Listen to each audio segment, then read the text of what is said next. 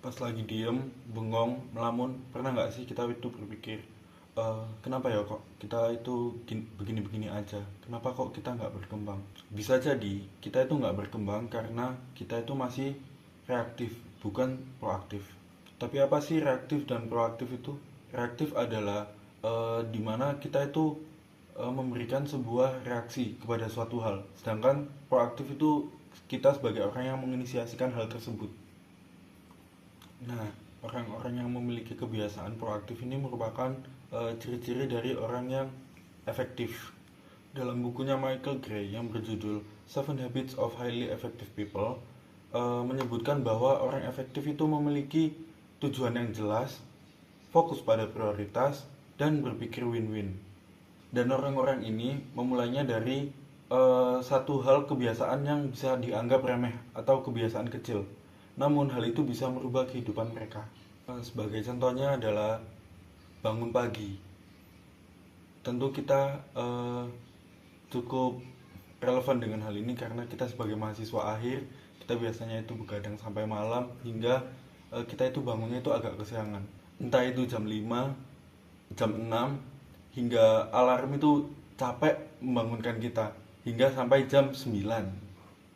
Pada buku yang ditulis oleh Michael Gray, buku ini menekankan bahwa kesuksesan itu berasal dari karakter kita, bukan dari kepribadian kita. Karena perubahan itu dimulai dari dalam, bukan dari luar. Michael Gray menyebutkan bahwa ada 3 tahapan dalam perkembangan. Yang pertama itu bergantung atau ketergantungan terhadap orang lain. Yang kedua itu ada kemandirian. Dan yang ketiga itu ada saling ketergantungan. Jadi tidak bergantung pada orang lain, tapi kita juga digantungkan oleh orang lain. Jadi saling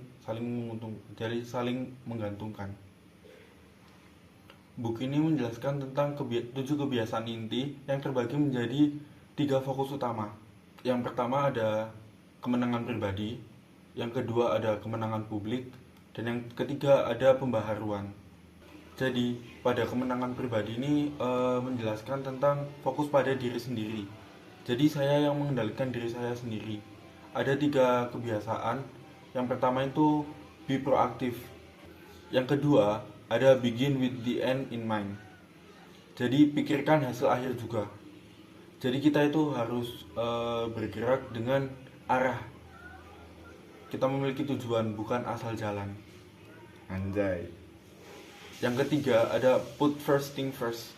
Jadi kerjakan berdasarkan prioritasnya. Jadi kerjakan satu-satu terlebih dahulu, jangan langsung semua. Lalu beralih pada fokus kedua, yaitu fokus pada kemenangan publik. Nah, apa sih ini maksudnya? Jadi kemenangan publik ini berfokus pada hubungan dengan orang lain. Pada fokus ini terdapat 3 habits juga, sama seperti yang sebelumnya terkait kemenangan pribadi. Yang pertama ada think win-win. Jadi cari sebuah solusi yang merupakan solusi mutualisme, bukan parasitisme. Jadi yang saling menguntungkan, bukan sekedar satu pihak diuntungkan lalu pihak yang lain dirugikan. Lalu yang kedua, seek to understand then understood. Jadi kita itu lihat dulu untuk memahami, baru kita akan mengerti hal tersebut. Lalu yang ketiga ada synergize, bersinergi dengan orang lain. Jadi kita itu harus memahami bahwa tiap-tiap individu kan memiliki perbedaan ya. Nah, kita harus memahami bahwa perbedaan itu bisa menjadi sebuah kekuatan. Jadi kita harus berkolaborasi dengan orang-orang lain juga. Kita harus berinteraksi, bekerja sama, seperti itu. Lalu pada fokus yang terakhir itu ada pembaruan diri atau upgrade. Jadi kita harus berkembang dan memperbaiki diri sendiri secara seimbang. Jadi perbaiki fisik, mental, sosial, dan spiritualisme juga penting. Jadi kesimpulannya adalah perubahan besar berasal dari perubahan kecil pada diri kita sendiri. Lalu efektivitas hidup itu berasal dari kombinasi 4 hal penting. Yang pertama itu pada disiplin pribadi, yang kedua itu ada tujuan yang jelas, yang ketiga itu kemampuan bekerja sama, lalu yang keempat itu kemampuan untuk berkembang. Jadi Kesuksesan itu bukan tentang apa yang ingin kamu capai, tapi ingin jadi seperti apakah kamu. Sekian.